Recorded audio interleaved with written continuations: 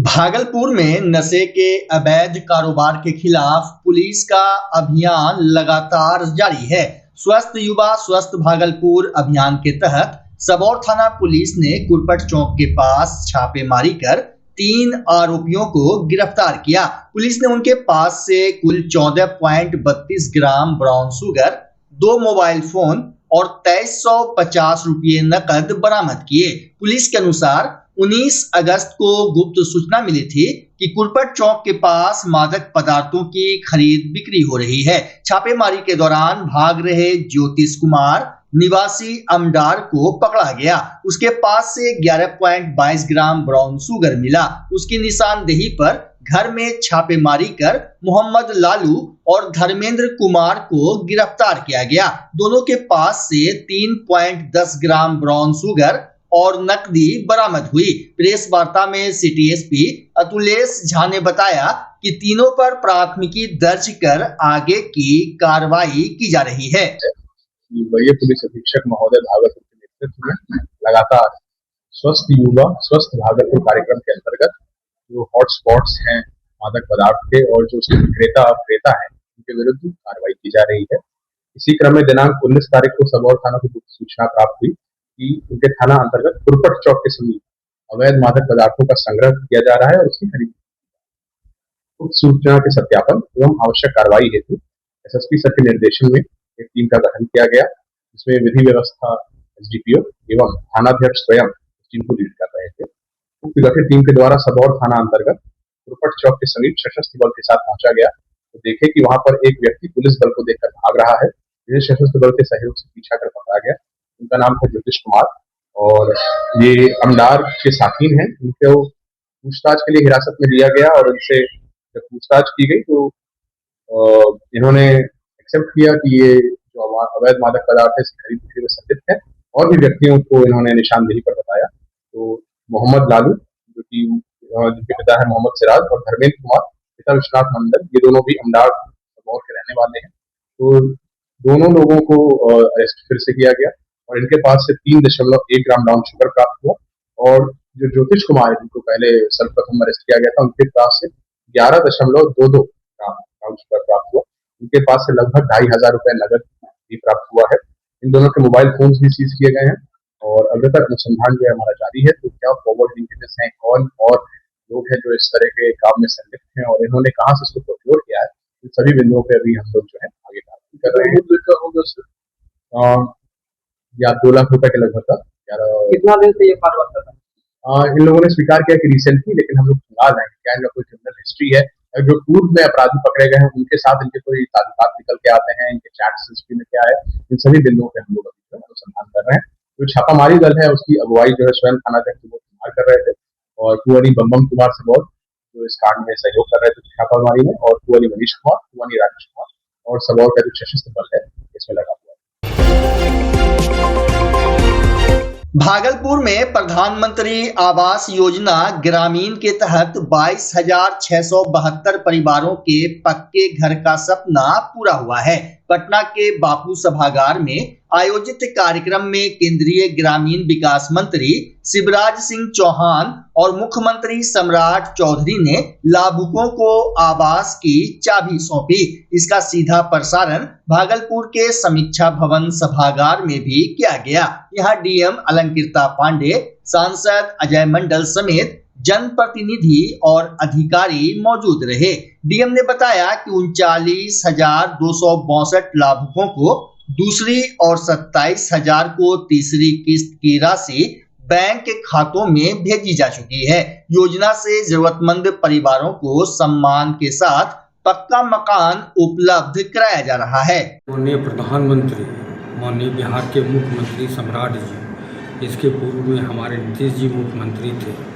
गरीबों के लिए आवास के विषय में बहुत सारी योजनाएं चलाएं और उसी का आज एक रूप है जो कि गरीबों के सर पर छत और उसे इज्जत और सम्मान देकर हमारे माननीय प्रधानमंत्री मुख्यमंत्री महोदय उनका भला कर रहे हैं, उनके लिए सोच रहे हैं और उनकी जो स्थिति है उनको सुधारने में लगे हुए हैं।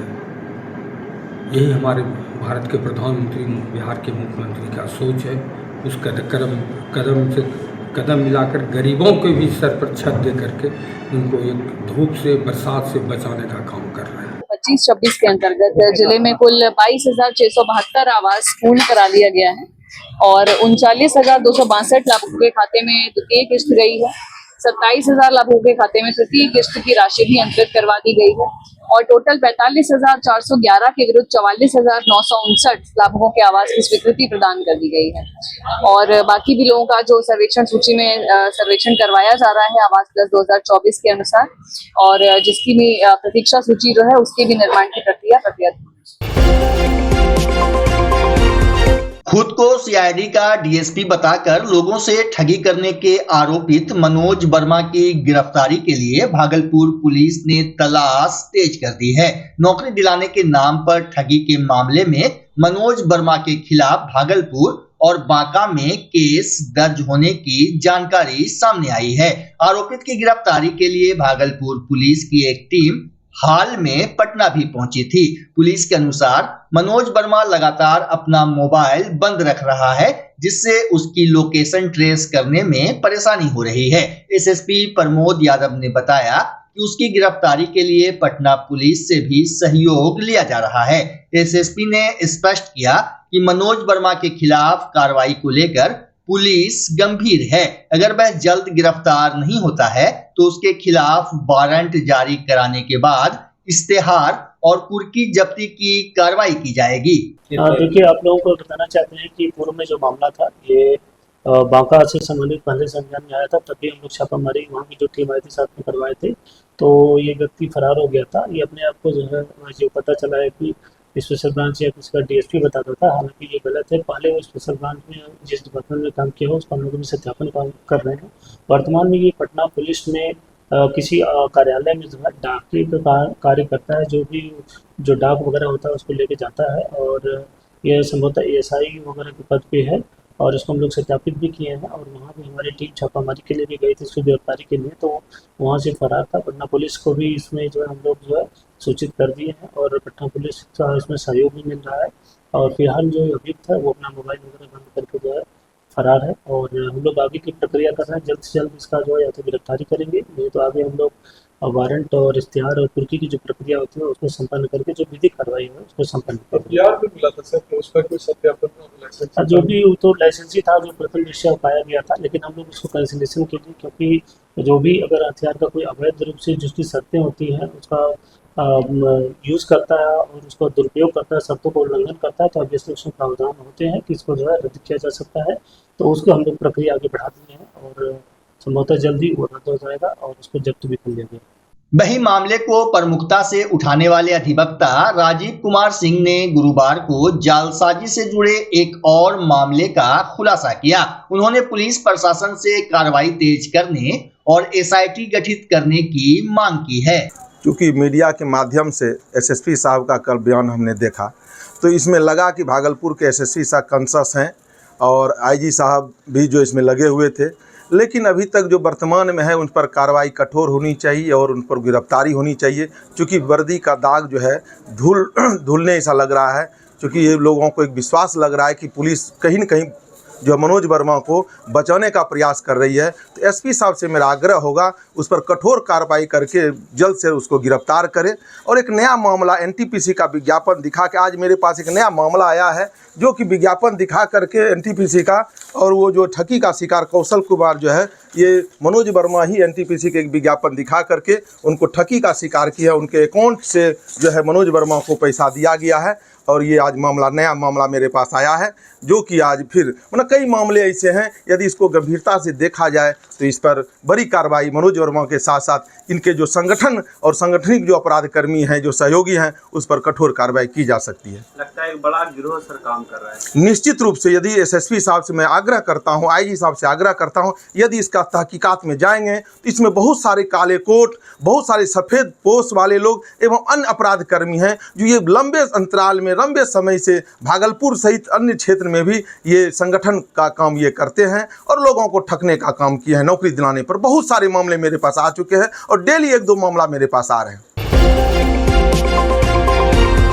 भागलपुर में भाजपा की प्रदेश महामंत्री डॉक्टर प्रीति शेखर ने कांग्रेस के कार्यक्रमों में राष्ट्रगीत वंदे मातरम के सिर्फ 2 छंद गाए जाने के प्रस्ताव पर कांग्रेस और राहुल गांधी पर तीखा हमला बोला। उन्होंने इसे तुष्टीकरण की राजनीति बताते हुए कहा कि कांग्रेस देश की भावनाओं के साथ खिलवाड़ कर रही है। प्रीति शेखर ने दावा किया कि 1937 में मुस्लिम लीग के दबाव में जवाहरलाल नेहरू ने वंदे मातरम के 2 छंदों पर सहमति दी थी और कांग्रेस आज उसी नीति को आगे बढ़ा रही है। उन्होंने कहा कि भाजपा इस मुद्दे को जन जन तक पहुंचाएगी। नक्सलवाद के मुद्दे पर भी उन्होंने कांग्रेस से सवाल किया कि देश में नक्सलवाद के खिलाफ मिली सफलता से पार्टी को परेशानी क्यों है। प्रेस कॉन्फ्रेंस में जिलाध्यक्ष संतोष कुमार समेत कई नेता मौजूद रहे।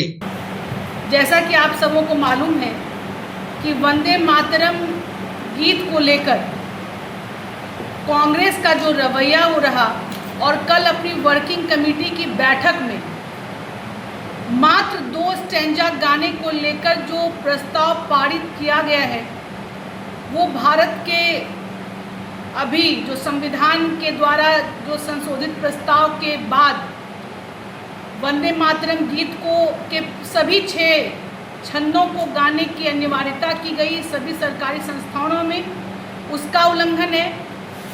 हमारे आदरणीय बंकिम चंद्र चटर्जी जी उनकी भावनाओं का उल्लंघन है और देश के जिन जाबाज साथियों ने, जिन वीर योद्धाओं ने वंदे मातरम को देश की आज़ादी के लिए अपने आप को अंगीकार किया, इस शब्द को, इस गीत को, उनके भी भावना का अपमान कांग्रेस करने जा रही है।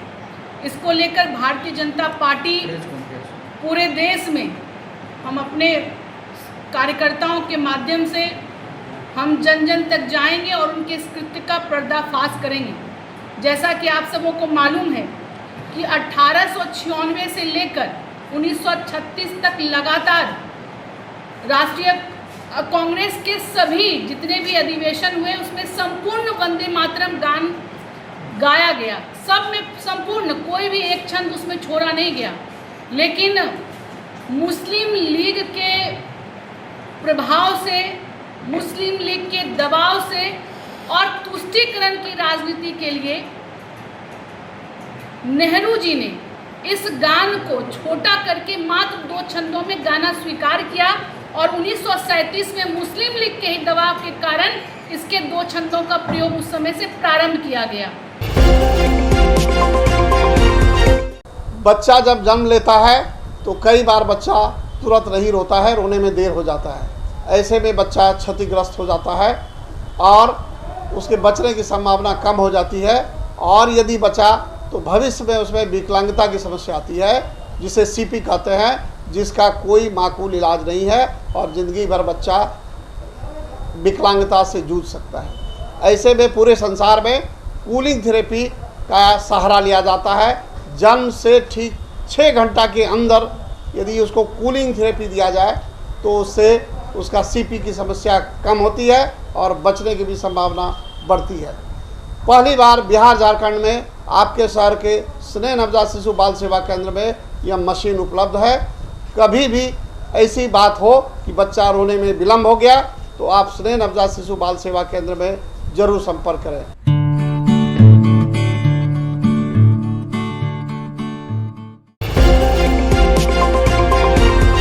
भागलपुर में पूर्व प्रधानमंत्री स्वर्गीय राजीव गांधी की 82वीं जयंती श्रद्धा के साथ मनाई गई। पूर्व विधायक अजीत शर्मा के आवास स्थित कांग्रेस कैंप कार्यालय में आयोजित कार्यक्रम में उन्होंने राजीव गांधी के तैल चित्र पर माल्यार्पण कर श्रद्धांजलि दी। इस दौरान अजीत शर्मा ने राजीव गांधी के कार्यकाल और उनके योगदान को याद किया। उन्होंने कहा कि 18 वर्ष की उम्र में युवाओं को मताधिकार देने का फैसला राजीव गांधी के कार्यकाल की महत्वपूर्ण उपलब्धि थी, जिससे लोकतंत्र में युवाओं की भागीदारी बढ़ी। उन्होंने महिलाओं को 33% आरक्षण देने की दिशा में की गई पहल का भी उल्लेख किया।